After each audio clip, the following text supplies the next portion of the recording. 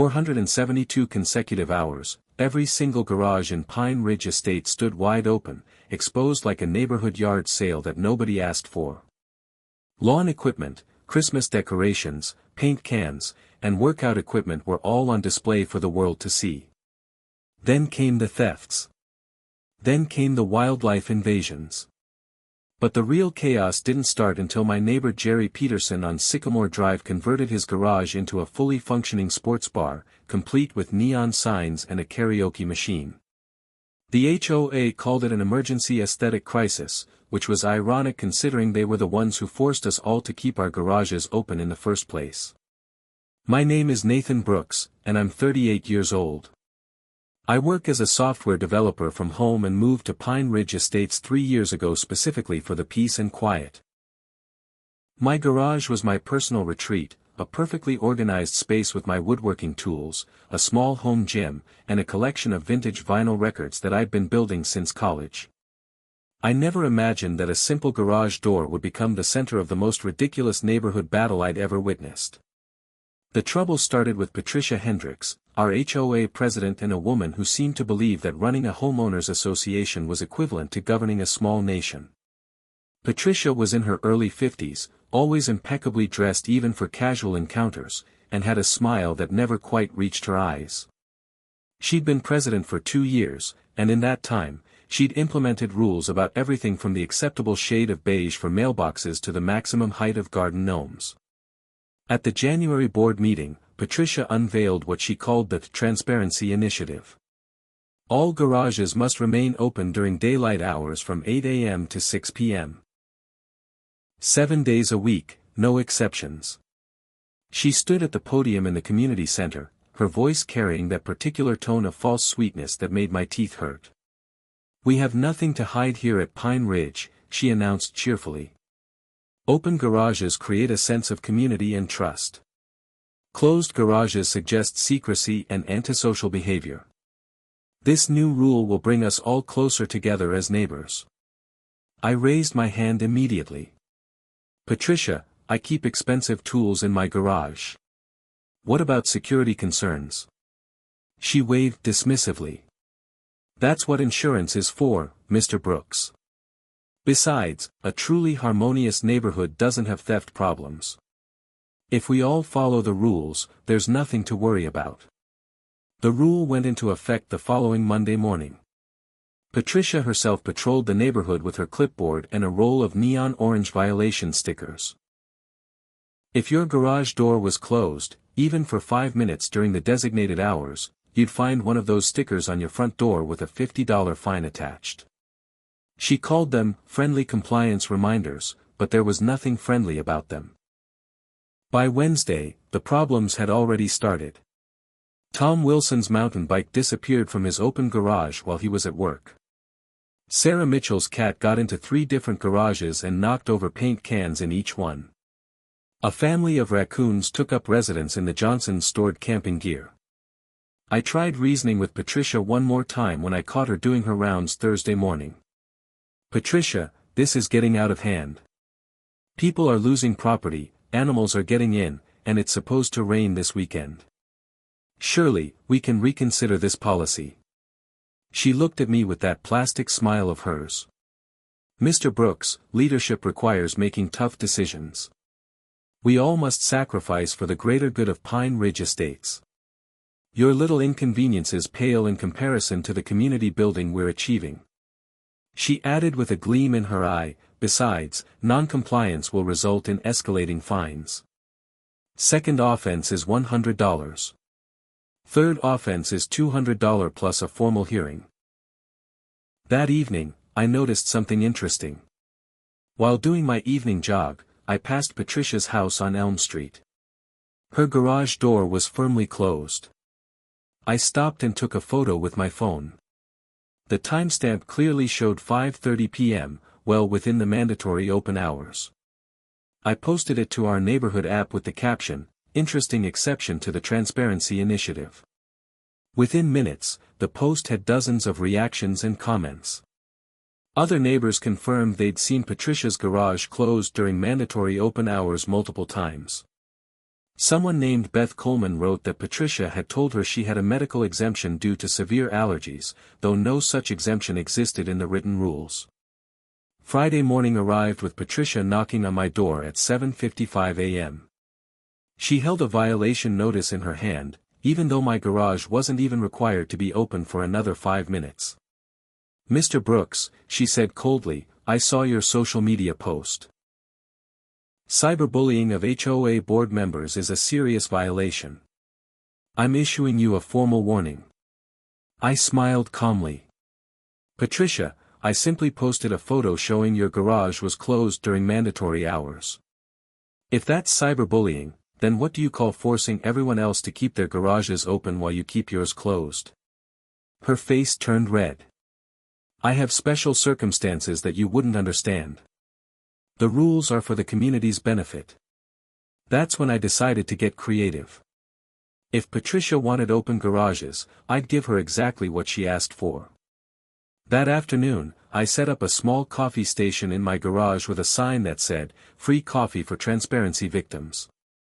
Within an hour, half the neighborhood was gathered in my garage, sharing their frustration over Patricia's latest power trip. Jerry Peterson from 3 houses down brought his portable speakers. Maria Santos contributed a cooler full of sodas. Before long, my garage had transformed into an impromptu community center. The gathering went on until exactly 6 p.m., when we all ceremoniously closed our garage doors in unison. Saturday morning, Patricia was livid. She arrived at my door with 3 more board members in tow. "Mr. Brooks, you're turning your garage into an unauthorized commercial establishment. This is a residential zone." I maintained my composure. "Patricia, I'm not selling anything. I'm simply socializing with neighbors in my own garage, which you've mandated must remain open. If you have a problem with neighbors gathering in open garages, perhaps you should reconsider the policy." She sputtered for a moment before recovering. "Fine. New amendment to the Transparency Initiative, no gatherings of more than 3 people in garages during open hours." This was getting absurd, but Patricia had made a crucial mistake. She'd put the amendment in writing without calling a proper board vote, which violated the HOA bylaws. I knew this because I'd spent Friday night reading through our entire HOA charter. I also discovered something else interesting. Board members who violated HOA rules faced double penalties, and there was a provision for removing board members who showed selective enforcement of rules. I started documenting everything meticulously: photos of Patricia's closed garage, timestamps, witness statements from neighbors, copies of all her violation notices, and, most importantly, video evidence. Sunday arrived with unexpected drama. During the mandatory open hours, a group of teenagers on skateboards rolled through the neighborhood. They grabbed several items from open garages, including Tom Wilson's new drill set and, ironically, Patricia's custom garden statues that she'd left just inside her garage after briefly opening it for appearance's sake.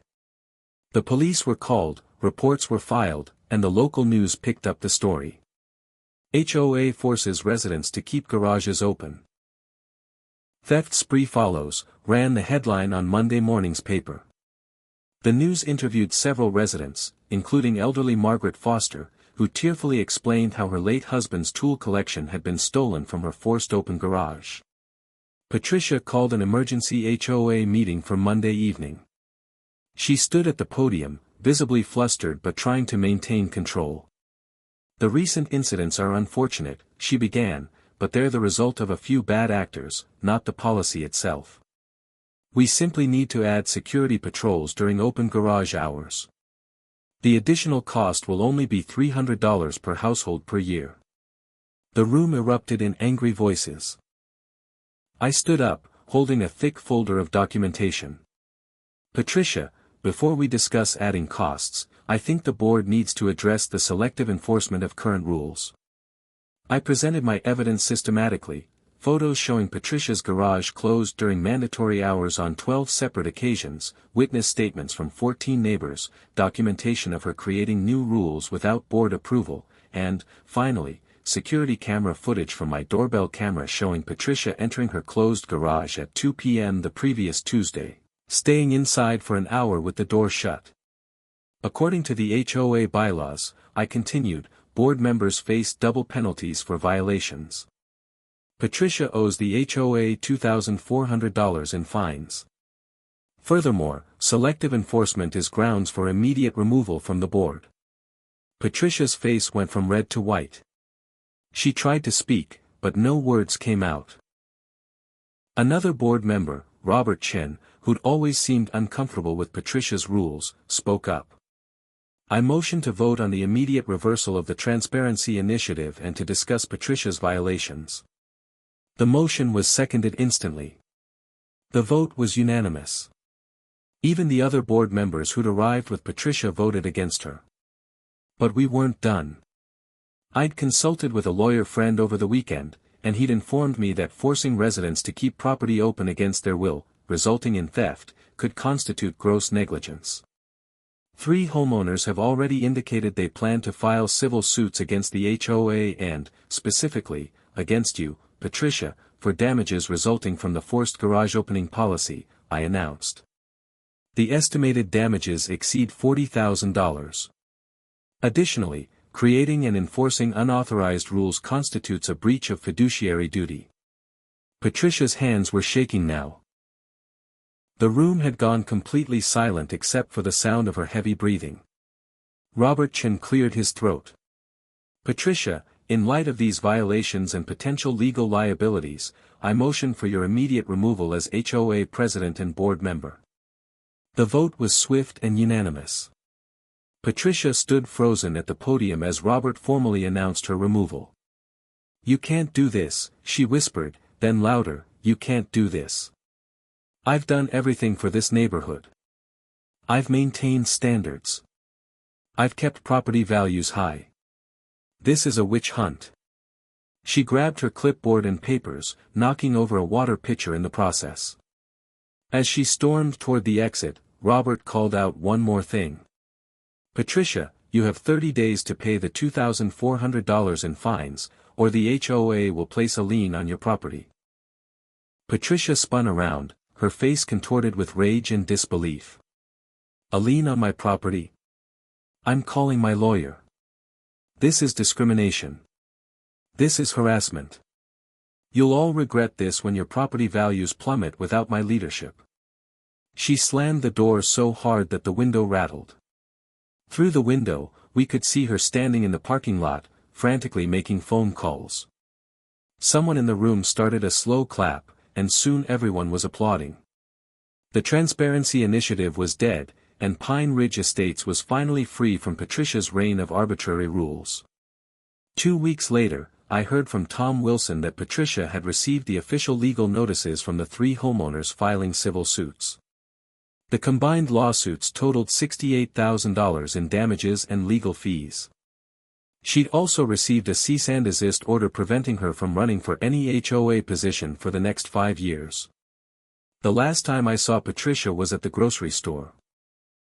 When she spotted me, her face turned purple with rage, and she abandoned her half-full cart to storm out of the store.